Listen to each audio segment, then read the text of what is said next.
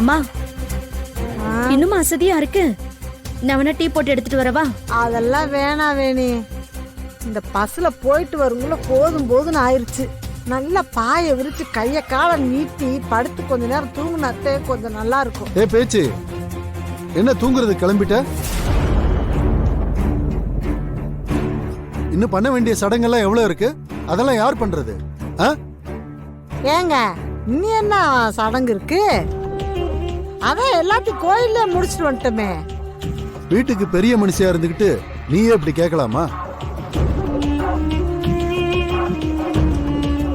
ஒரு கல்யாணம் நடந்திருக்கிற வீட்டுல என்னென்ன சடங்கு நடக்கும்னு கூட உனக்கு தெரியாது?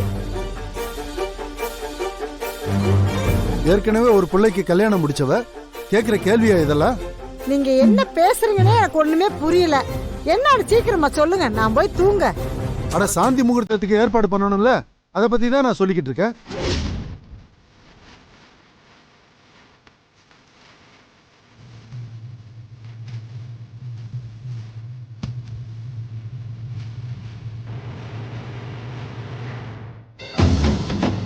ஏங்க உங்களுக்கு கொஞ்சமாவது கூறு இருக்கா? இங்க என்ன நடக்குதுன்னே தெரியாம நீங்க வாட்டுக்கு இந்த பேச்செல்லாம் பேசிக்கிட்டு இருக்கீங்க. அது அவங்க ரெண்டு பேரும் நிக்க வச்சுக்கிட்டு அவங்க முன்னாடி பேசுறீங்க. ஏய், இருந்தா என்ன பேச்சு? அவங்களுக்கு தானே இந்த ஏற்பாடு பண்றோம். அவங்களுக்கு தெரிஞ்சு பேசுனா என்ன, தெரியாம பேசுனா என்ன, எல்லாம் ஒண்ணுதானே. அப்பா, அவங்க ரெண்டு பேரும் என்ன விருப்பப்பட்ட கல்யாணம் பண்ணிக்கிட்டாங்க. வள்ளிக்கு இன்னும் வேலை மேல இருக்கிற கோவமே போல. வள்ளி வீட்லயும் சரி நம்ம வீட்லயும் சரி இருக்கிற பிரச்சனை எல்லாம் அப்படியே தானே இருக்கு.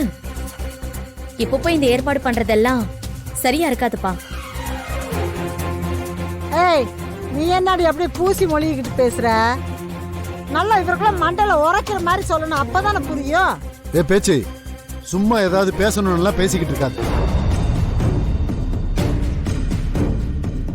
நான் என்ன பிரச்சனை இல்லை நான் சொல்றேன். எல்லா பிரச்சனையும் இருக்கதான் செய்யுது. ஆனா அதையெல்லாம் மீறி நம்ம ரெண்டு குடும்பமும் நல்லா இருக்கணும்னா இந்த சாந்தி முகூர்த்தம் நடந்துதான் ஆகணும்.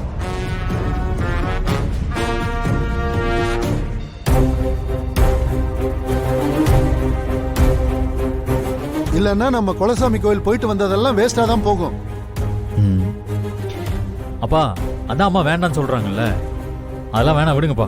டேய் வேலு, நம்ம ரெண்டு குடும்பமும் நல்லா இருக்கணும்னா இத பண்ணி தாண்டா ஆகணும். அதை புரிஞ்சிக்காம நீ உங்க அம்மா மாதிரியே வேண்டான்னு சொல்லிக்கிட்டு இருக்க.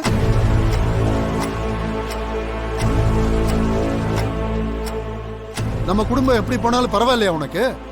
பரவாயில்லப்பா,